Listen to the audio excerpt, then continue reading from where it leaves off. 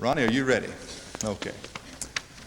This has been a wonderful summer experience for us, this lectureship program. We've had dynamic speakers and wonderful participation. We have a very large adult gathering, and considering how many students are in the other rooms now, this is indicative of a very large Wednesday night assembly.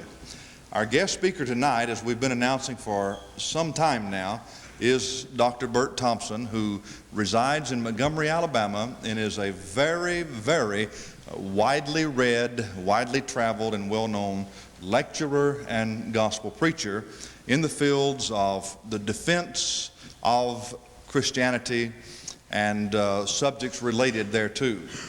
He has written extensively materials that deal with creation as the Bible record gives it, as contrasted to the atheistic evolutionary viewpoints and the theistic evolutionary viewpoints. And Dr. Bert Thompson is a co-editor of, is it Revelation and Reason, or is it, did I get it backward? Reason and Revelation, which is a monthly periodical that reviews and keeps the readers abreast of materials that will help to confirm our convictions in God and in creation, in the Bible account. But he also is a part of a very wonderful printing ministry with the Apologetics Press. A number of very helpful works are already available, and if you'd like addresses tonight to where you could write and get some of these, we'd be very happy to share that with you. His lecture tonight will have to do with another subject, though, than the subject of creation. You'll have to come back in December for his 3-day workshop to hear that particular seminar. And it is, by the way, overseen, all of his work is overseen by the Landmark Church of Christ in Montgomery, even that in which he's associated with the School of Religion in both the undergraduate and graduate levels of study there. Dr. Thompson is, of all things, an educated veterinarian in the highest scientific way. He has been trained in that field and has, of course, in more recent times turned his studies into use for the Lord's kingdom.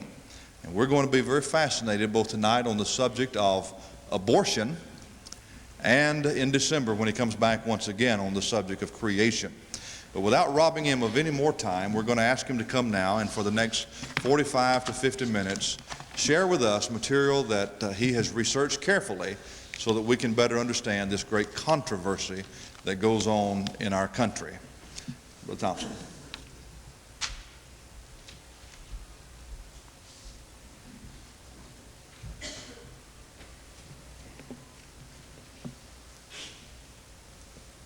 We hold these truths to be self-evident,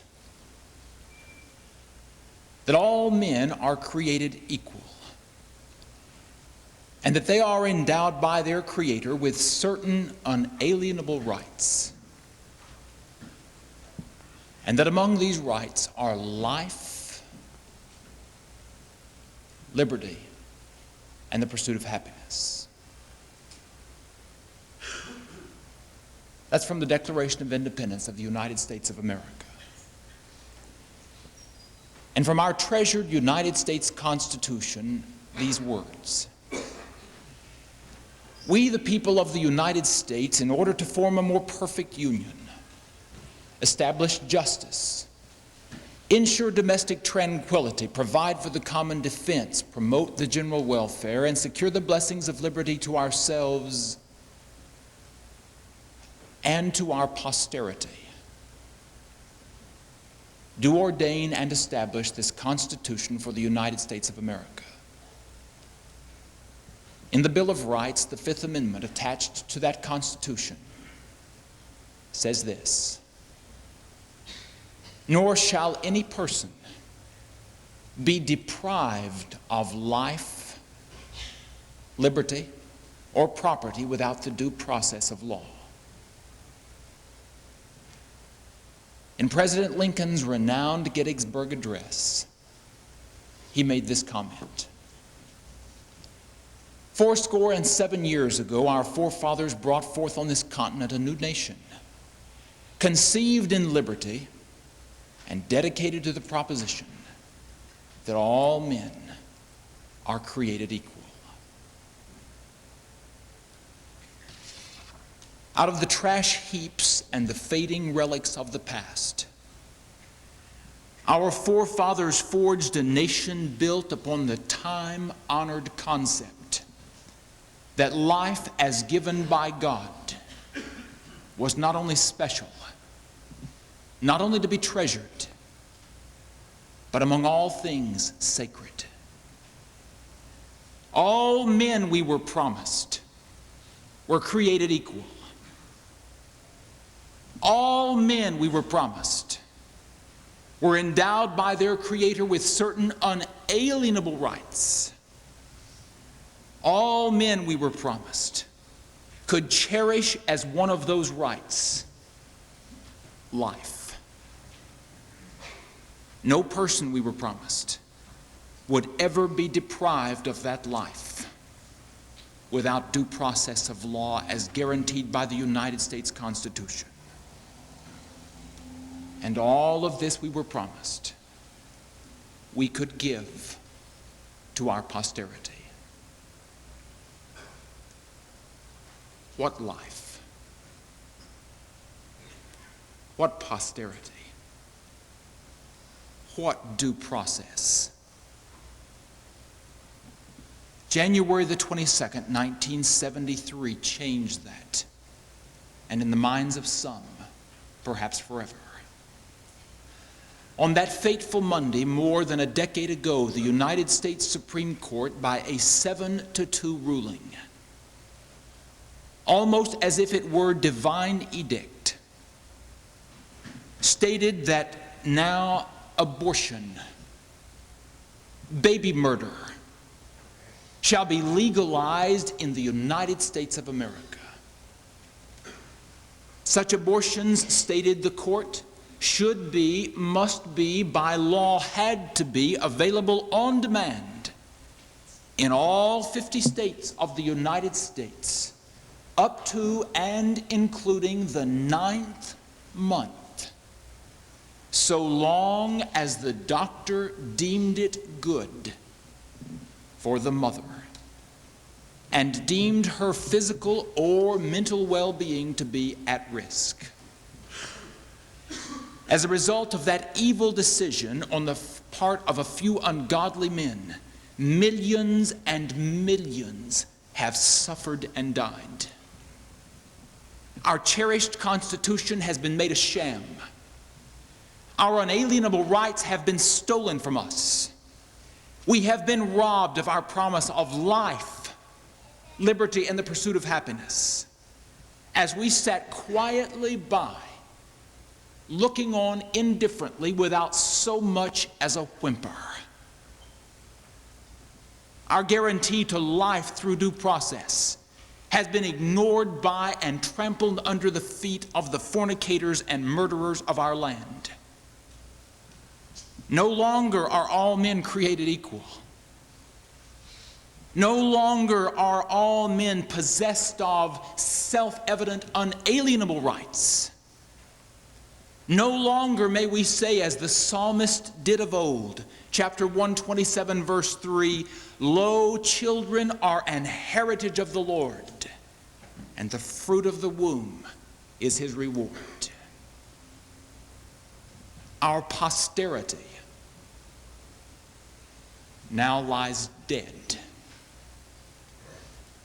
wrapped in plastic bags, from which protrude tiny bodies with tiny feet, tiny arms, tiny legs, tiny faces, hidden in the bottom of dumpsters that sit forebodingly in back alleys and dimly lit walkways in every city in America. Incinerators freely belch forth the ashes of those who should have been nestled in the arms of our mothers, who should have playfully ridden on the shoulders of our fathers. Cradles weep for the little people who will never fill their void. Bassinets cry for the tiny bodies that they will never carry. Playpens creak mournfully as they groan for those sorrowful little souls who should have gleefully been their inhabitants, but who exist now only as a dimly lit memory in the minds of those who murdered them. We have become, you see, too intellectual for morality. God is dead. And the new morality has taken his place. While our own United States Supreme Court brethren was busy outlawing the death penalty for hardened criminals, it was at the very same time instilling that death penalty for those who were the most innocent of all the innocent. They had never harmed a hair on a single person's head. Do you know what their crime was? Their crime was that they had inadvertently, through no fault of their own, become suddenly an inconvenience to the fornicator. Their crime was that they had arrived at a bad time for the married couple, who had time only for cash and condos and careers. Their only crime was that they were unexpected, unwanted, and unloved. And for that crime, they were sentenced to death, being murdered by techniques that are more horrible, more grotesque, more inhumane than even Hollywood's most awful horror movie could ever devise. Their deaths occur daily in abortion clinics and hospitals and doctors' offices throughout the land. The land that is supposed to be the home of the brave and the land of the free.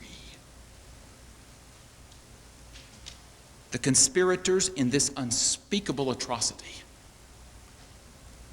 are willing mothers, consenting doctors, whining advocates of Planned Parenthood, and yes, even Supreme Court justices. The victims that I speak to you this evening of are not hardened criminals. They are innocent, unborn human babies. And we are now in this country slaughtering them. We are murdering them at the rate of over 5,000 every single day. Does anybody in here remember the Vietnam War? You remember 11 awful, distasteful, ugly, arduous years it lasted. It cost us 57,000 of our best young men. We disdain even the thought of it. We have attempted to blot it from a national memory because it cost us 57,000 of our best. That's nothing, brethren. In any given 11 days in the United States, we slaughter more unborn infants than that. We have slaughtered more unborn infants in 1 year than men this country has ever lost in every war we have ever fought in the over 200 years of its existence. Would you like the figure worldwide? The World Health Organization recently announced that we are slaughtering, we are murdering by abortion over 55 million unborn infants every year. And their tiny souls and bodies cry out to us from trash cans and garbage heaps and dumpsters the world over because we have quietly sat by, content to let the world go on thinking there is no God. We consider ourselves to be the intellectually elite of the society in America and in the world. But I suggest to you tonight, compared to the numbers that I have just given you, that come from our own society, Pharaoh's extermination of the Hebrew baby boys in the days long ago was but a ripple on the ocean of time. Herod's slaughter of the baby boys at Bethlehem did not even account to one abortion clinic's single day's quota. We have turned our back on everything right and righteous. And we have reached the place in our hedonistic society where life is a thing to be wasted at will. It is so unprecious to us that hospitals have been turned into slaughterhouses and doctors have been turned into butchers. And our own children, the fruit of the human womb, have been turned into nebulous blobs of tissue that may be excised and unceremoniously dumped in the local landfill. Oh, we abhor from a distance, do we not? The atrocities of Adolf Hitler, who murdered 6 million Jewish men, women, and children. But I tell you tonight, the tiny infants that we are murdering are even more innocent than those Jews of a generation ago. Does anybody in this audience recall what the Proverbs writer said, speaking as the mouthpiece of God? Proverbs chapter 6, verses 16 and 17. There are 6 things that Jehovah hateth, yea, 7 things that are an abomination unto him: a lying tongue, haughty eyes, and hands that shed innocent blood. Brethren, the sin of immorality is no longer considered a sin. Fornication, lasciviousness, licentiousness, those are the things of which soap operas and jokes are now made. As a nation, our conscience has been bludgeoned until we can no longer blush. We have been fed a steady, a constant diet of this humanistic, dribbling propaganda until, by and large, we have bought it hook, line, and sinker. And the result? We've lost our moorings. We are a country set adrift in a sea of sin. If not publicly, at least privately, many of us are asking, if fornication is no great sin, could murder then be? Our senses of moral oughtness, our senses of right and wrong, our senses of righteous indignation and moral outrage have been so dulled that we can sit and watch a woman on national television, on one of the daytime talk shows, explain about her 3 abortions, and we go and turn off the television and enjoy a cup of coffee and think nothing of it.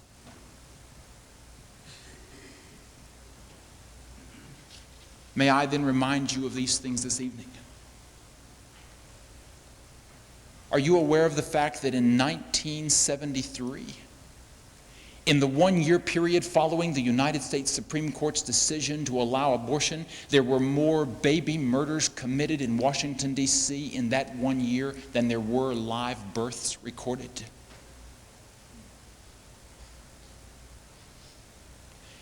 Dr. William Galen, a professor of psychiatry at the Columbia University, some few years ago told a group of American Association of University Women, and I quote, "It used to be easy to know what we wanted for our children, and now the best for our children might mean deciding which ones to kill." End quote. You think he's joking? Brethren, that statement was made in 1972 on February the 17th. Have you seen the latest advertisements on TV for the new upcoming docudrama that's about to begin on national television called Yesterday, Today, and Tomorrow? Did you notice what their first program is going to be about? It's going to be about women who are pregnant with multiple children, like quintuplets, for example. And the doctors are going to explain on the first program, how it is that a mother and father go about selectively terminating part of those children so the remainder can go on and live. It used to be easy to know what we wanted for our children, and now what's best for them may simply mean deciding which of them to kill. Dr. Galen was right on target.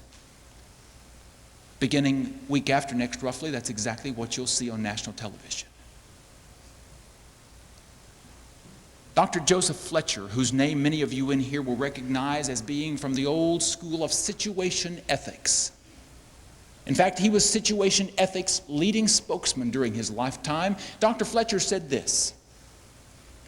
He said, we need to enforce in this country that anyone with an IQ of 20 or less is not a person, and anyone with an IQ ranging from 20 to 40 is only marginally so.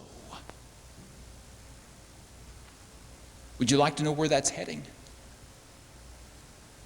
Nobel laureate Sir Francis Crick, the man who was the co-discoverer with Dr. Watson in England of DNA. Dr. Crick recently went on record as stating, and I quote, "No newborn infant should be declared human until it has passed certain tests regarding its genetic endowment. If it fails these tests, it forfeits the right to live." End quote. Oh, so you see, now we're not only going to murder the children in the womb, now we're going to give a selected group of tests to every child that's born, and if the child doesn't quite meet the subjective test that we've set up, we're not only going to murder them in the womb, we're now going to murder them on the operating table. And we're going to murder them in the nursery because they're marginally a person.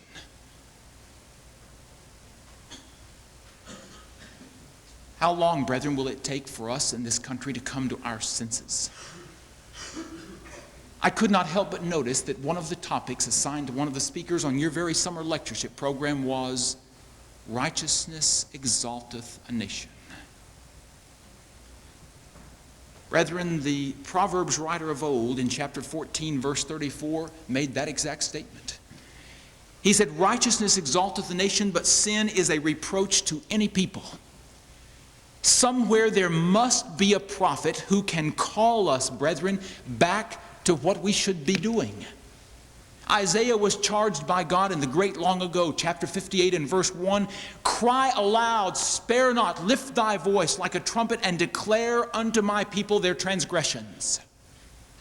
Somewhere there must be a prophet. There must be an Isaiah. There must be one who can echo the words of Moses in the great long ago when he said, Deuteronomy 27:25, "Cursed be he that taketh a bribe to slay an innocent person." You tell me a person more innocent than that tiny child made in the image and likeness of God growing in the human womb. Abortion has been rightfully defined as the expelling of the fetus from the uterus. And everybody understands that there are two kinds of abortion. There is what we call in medicine the spontaneous abortion. That's the abortion that's caused by the body itself because the body knows that something is badly wrong with the fetus and the body expels that fetus. But there's also what we call an induced abortion. That's mechanically or medically caused. I'm not speaking to you this evening of spontaneous abortions. I'm speaking to you this evening regarding mechanical, medicinal, induced abortions. There are two general areas of discussion in regard to abortion that I want to mention with you this evening in the brief time allotted. Number one is this: is the fetus a human being? That is it alive? And number two, does the fetus have a soul? I'd like to address those two questions this evening, and the lecture will be yours. Is the fetus growing in the uterus a human? Brethren, to ask is to answer. This fetus was at one time an embryo, and before that it was a zygote. That zygote was the result of the union of the human male spermatozoon with its 23 chromosomes joining with the human female ovum with its 23 chromosomes to form a zygote that grew into an embryo that became a fetus, every cell of which had the standard human number of chromosomes, 46. If it's the result of the union of the male human spermatozoon and the female human ovum, what in the world do you think it is? What do you mean, is it human? There are only three other kingdoms of living things. It's either animal or plant or vegetable. Would anybody be so bold as to suggest to us that it's one of those? Brethren, as far-reaching as you may think this is, not long ago I was sitting in Fort Worth, Texas with a gentleman who at least used to be a faithful member of the church. A scholarly lawyer he had become. Graduated from college at the ripe old age of 17. Finished law school at 19. And as we sat in the restaurant, he said, "What have you come here for?" I said, "I'm here." We were the dearest of friends. I said, "I'm here to present a series of lectures, not the least of which has to do with abortion." He said, "You're not going to get up and tell those people, are you, that abortion is wrong?" I said, "You know me better than that. Of course I'm going to tell them it's wrong." He said, "How in the world can you say that?" He said, "Don't you understand?" He said, "That thing there is not living." I said, "Well, good. If it's not living, leave it alone."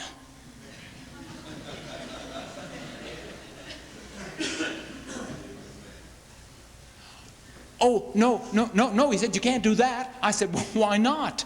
He said, "Because 9 months later you get a human baby." I said, "A what?" "A human baby." "Do you really?" He said, "Well, even if it is living," he said, it's not human. It's not human at that stage." I said, "What is it?" He looked me straight in the face and said, "It's animal." Let me see if I've got this right. It's the union of the male human spermatozoon and the female human ovum, 23 chromosomes each to form the standard human number of 46, but it's animal in origin. I told him then, I tell you now, I wouldn't want him arguing my case in a court of law.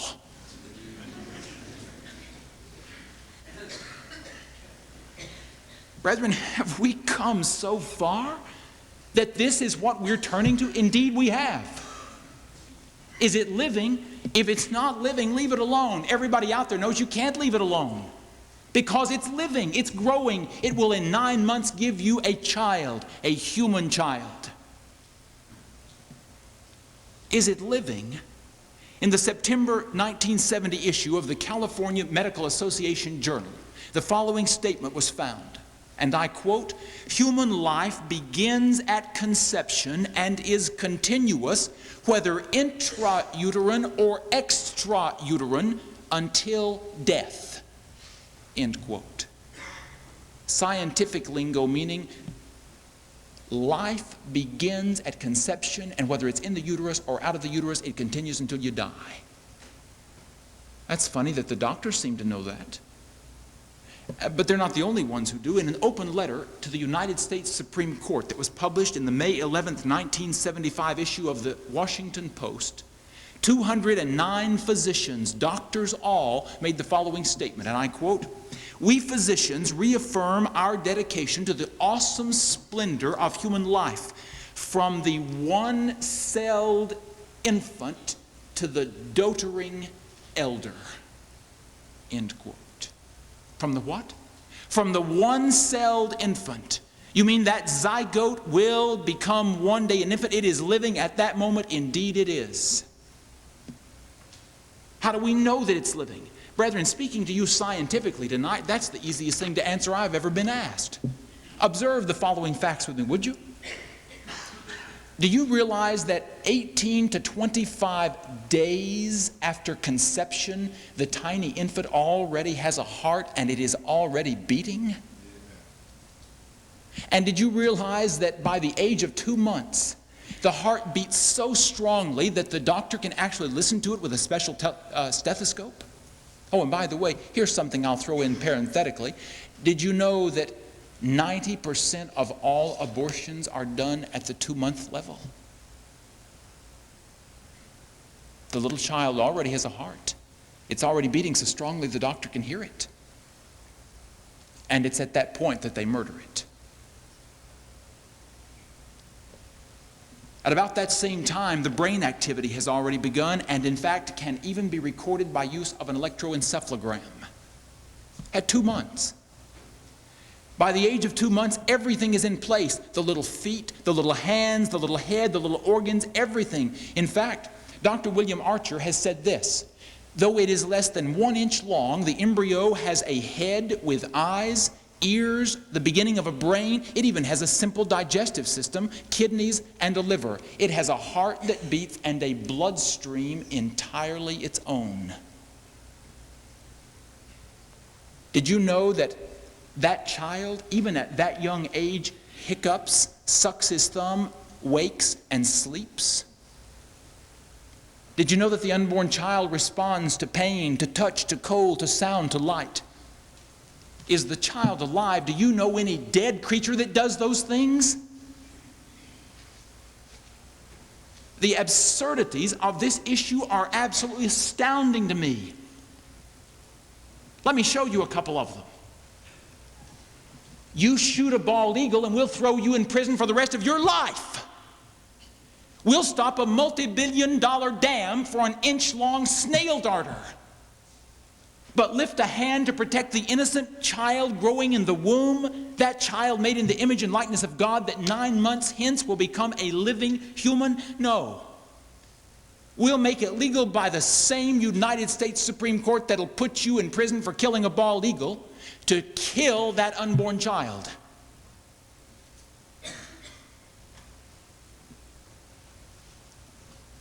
Does the Bible by chance have anything to say about this? Oh, indeed it does.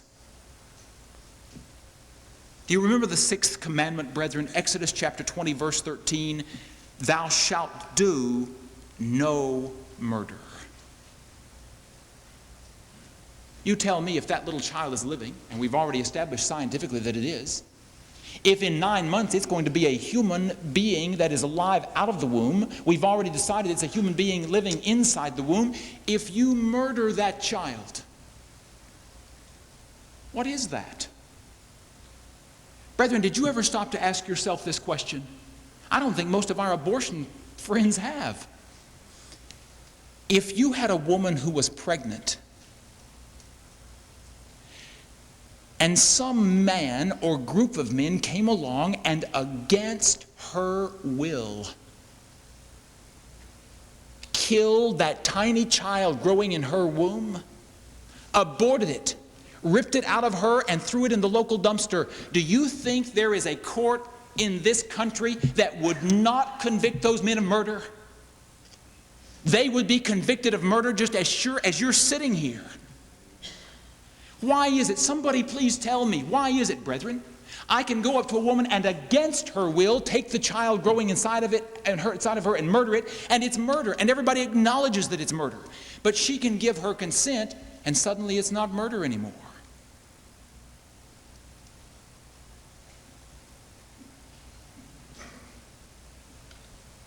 I'd like an answer to that. Do you remember what Jeremiah was told by God many years ago? In chapter 1, verse 5, Jeremiah said, God said to Jeremiah, before I formed thee in the womb, I knew thee, and before thou camest out of the womb, I sanctified thee. How many lessons have you heard from this pulpit on the beautiful doctrine of biblical sanctification? Setting apart for a special purpose. Before you came out of the womb, before your mother ever bore you, said God to Jeremiah, I set you apart for a special purpose. I sanctified you. If Jeremiah's mother had aborted that baby, would she have aborted a living soul? Oh, not only a living soul, a living soul that had already been sanctified, set apart by God. The Lord viewed Jeremiah as a person even in the womb. What about Isaiah's statement? Chapter 49, verses 1 and 5. Listen, O isles, unto me, said Isaiah, and hearken ye peoples from afar. Jehovah hath called me, watch this, from the womb. From the bowels of my mother he hath made mention of my name, and now saith Jehovah that formed me from the womb, I shall be his servant. Isaiah was already a person. In the womb, set aside for a particular purpose. God even had named him before he was born. But I think the clearest statement in all of Scripture is David's beautiful homily in Psalm 139, verses 13 through 16. For thou didst form my inward parts. Thou didst cover me with my mother's womb. I will give thanks unto thee, for I am fearfully and wonderfully made. Wonderful are thy works, and that my soul knoweth right well. My frame was not hidden from thee, when I was made in secret. Watch this language, brethren. And curiously wrought in the lowest parts of the earth. Thine eyes did see my unformed substance, and in thy book they were every one written. Even the days that were ordained for me, when as yet there were none. Did you notice the number of times David used the pronouns me, my, I, mine? To his own prenatal state. The phrase, I was made in secret, the phrase, in the lowest parts of the earth, refer, of course, to the psalmist's development in the womb. That's biblical terminology for just that. The pronouns used in the passage clearly show that David is referring to himself, and one doesn't talk of himself without having reference to a human being, does he? If you refer to yourself, are you referring to an animal? To a plant? To a vegetable? To a mineral? What are you referring to? You're referring to a human being. You're referring to a living human being because you're the ones using the words. What about Job? Remember Job undergoing tremendous suffering and pain. Chapter 3, verse 11 said, why did I not die from the womb? Why did I not give up the ghost when my mother bore me? It's certainly clear that if the fetus had died in the womb, it would have been a person. In fact, the person's name was Job. It's also of interest to observe that in Job chapter 3, verses 13 through 16, Job gives a list of people. Watch this. A list of people that he would have gone to be with had he died at his birth. Listen to the people. He lists kings, princes, stillborn infants, those he calls who had a hidden, untimely death. The biblical terminology for a stillborn child. Did you notice that Job put a miscarriage in the same category with other people that had died? Why would he do that? He's talking about kings and princes. Anybody deny that those are people? And he's talking about little tiny children who were stillborn because their mothers had a miscarriage through a spontaneous abortion. But he lists all three together as people with whom he would have been had he died in the womb. Obviously, Job as a fetus was considered as much a person as a king, a prince, or a stillborn infant. Brethren, in the Old Testament, do you remember the comment that is made about even an accidental termination of a pregnancy? In Exodus chapter 21, verse 22, Moses gives this command. Now listen carefully. Moses said, if men strive together, if they're having a fight, and hurt a woman who is with child, their fight hurts the pregnant woman, so that her fruit depart. That is, the child is born, and yet no harm follows. He shall be surely fined according as the woman's husband shall lay upon him. But if harm follows, thou shalt give," watch this closely, "life for life." The meaning of the passage? My brethren, it is crystal clear. If a child is born prematurely as the result of this accident, this fighting, but no harm follows, that is, the child lives, then the woman's husband may find the perpetrator of this accident. But that's all.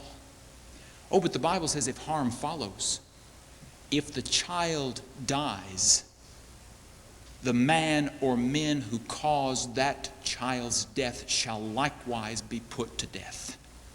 Life for life. Brethren, I say to you tonight, if we would enforce this kind of thing in this country, day after tomorrow, you wouldn't see an abortion one in this country. If we said to the women of this country and the men of this country, if you take that unborn infant and you murder that, we will as well slay you. Life for life. Why, overnight you'd drop from 2 million a year to 0 a year or something very close to it. But instead, we have freely allowed baby murder in this country and continue to do so to this very day. What about the understanding of the New Testament? Here's an interesting passage. In Luke chapter 1, verse 41, and Luke chapter 1, verse 44, the Bible states, in speaking of Mary, who at that time was pregnant with John, that the babe leaped in her womb. Interestingly, the word that is used here for babe is the Greek word brephos. That word is used here for the unborn fetus, you'll notice. But that's not the only time in the New Testament that word is used. You see, that same Greek term, the word brephos, is also used in Luke 18, verse 15, and Acts chapter 17, verse 19. Watch this, for young or newborn children. It's also used in Luke chapter 2, verse 12 and chapter 2, verse 16 for the newborn Christ child. In other words, the writer, by inspiration of God, used the exact same word for the child in the womb as he did for the child newborn out of the womb. How in the world could anybody misunderstand that? James, did you notice? Chapter 2, verse 26 of his book says this: the body apart from the spirit is dead. Now, brethren, tonight, consider the corollary of that for just a moment. The body apart from the spirit is dead. If the body is alive, the spirit must be present. If the body apart from the spirit is dead, if the body is alive, what does that mean the spirit is? The spirit is present. There is no way around that. That's a biblical fact. Question: is the little fetus alive? We've already answered that. Both scientifically and biblically, it is alive. There is no getting around the aliveness of it. If it's alive, what does James say? Well, the body apart from the spirit is dead. But if it's alive, the spirit is present. To answer the question that we raised earlier, does the child have a soul? Absolutely, it has a soul. When did God condone the wanton murder of innocent souls? Thou shalt do no murder. Exodus 20, verse 13. Some few years ago, in the pages of the Firm Foundation, the editor of that journal had the following comment. I'd like to ask you to bear with me as I read it. It was under a headline entitled, "It Keeps Getting Worse." The softer we get about sin, the more of it we seem to have. When we quit pronouncing God's anathema upon it, people quit being afraid of it. The world has become so full of it, and the church too. It seems that we must almost be ready to drown in it. Even the church has quit holding a line against it. Maybe it's always been this bad, but it seems to be getting worse. Ungodly, materialistic educators, prodded by a sex-crazed media, seem bent on destroying every ounce of modesty and every sense of personal privacy that dignifies a human being. Styles and fashions have fallen right into line. The tragedy is that Christians are often on the front of that line. What has happened to the church's teaching program regarding moral responsibility? Adults are flooding every congregation with divorce. Someone is as liable to show up on almost any Sunday with a new husband or new wife just as if nothing happened. Nobody seems to care. It's no wonder our children grow up without any morals. It has become so unpopular to preach against sin, a sense of moral responsibility has all but disappeared. Sodom might have some basis to accuse us in judgment. We are supposed to know better. Brethren, the Proverbs writer put it in these words. Chapter 24, verses 11 and 12. Rescue those who are being dragged to death, and from those tottering to execution withdraw not. If you say, I know not this man, does not he who tests the hearts of men perceive it? He who guards your life knows it, and he will repay each one according to his deeds. Brethren, I can't speak for you, but that makes me tremble.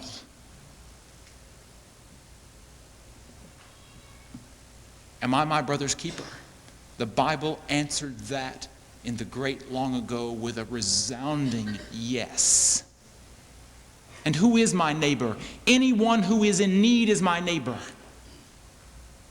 Is the tiny infant child in need? Yes. In need of a Savior? Yes. A Savior for saving that child, the little boy, the little girl, from the butcher's knife.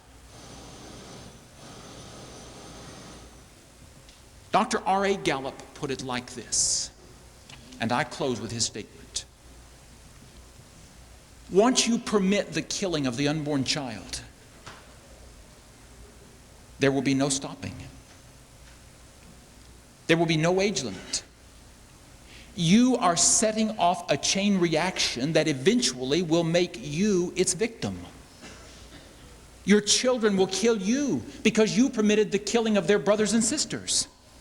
Your children will kill you because they do not wish to support you in your old age. Your children will kill you for your homes and your estates.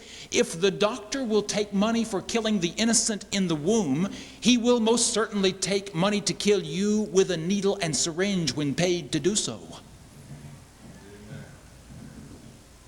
This is the terrible nightmare that you have created for your own future.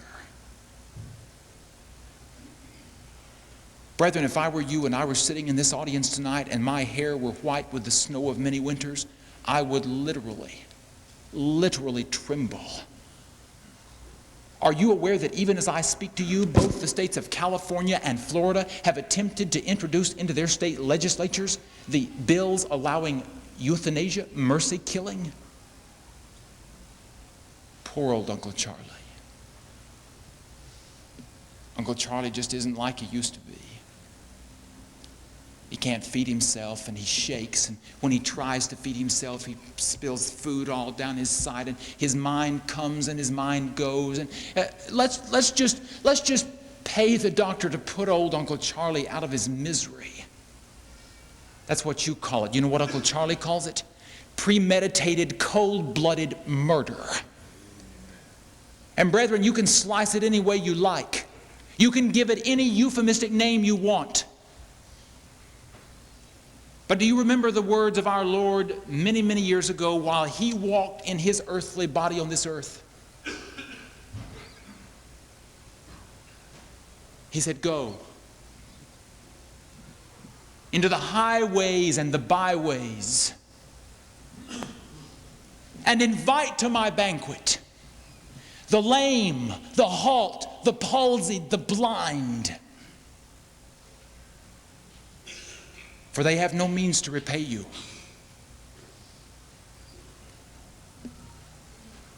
But you will be repaid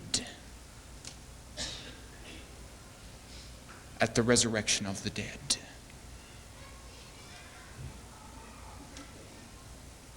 Do you think, brethren, we're going to stop with the very young? No. We're going to kill them in the womb.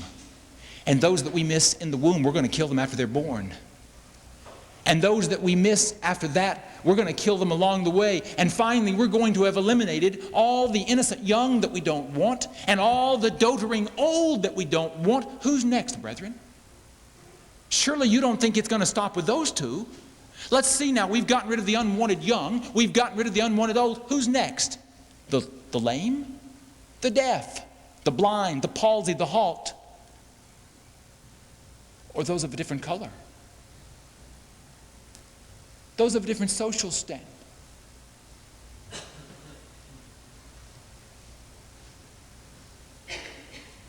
You remember the words of God to Samuel. Go, he said. But do not look upon the outward appearance of Saul, for I have rejected him. For God looks not on the outward appearance as man looks, but God looks at the heart.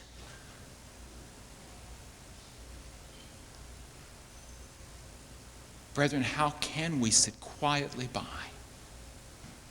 and allow the murder of the innocent young, the innocent old? Where is our prophet who will call us back to the oracles of God and the firm foundation of his word?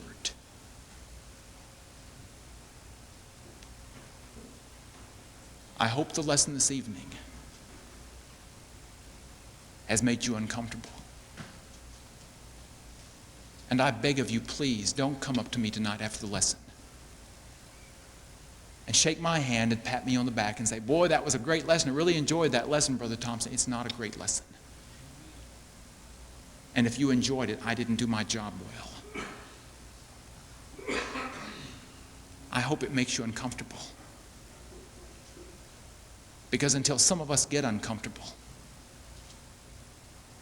this slaughter will continue. The Lord begs you to come home tonight. If you're an erring Christian and you've fallen away,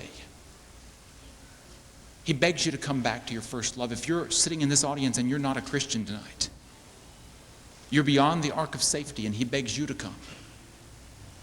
Confessing the name of Jesus before men, repenting of past sins, being baptized to wash those sins away. But brethren, I'd like to say one last thing tonight.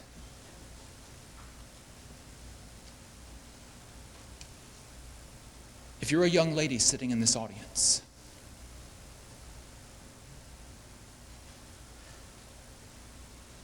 and you've had an abortion, the guilt that this lesson would put on you would be absolutely immeasurable.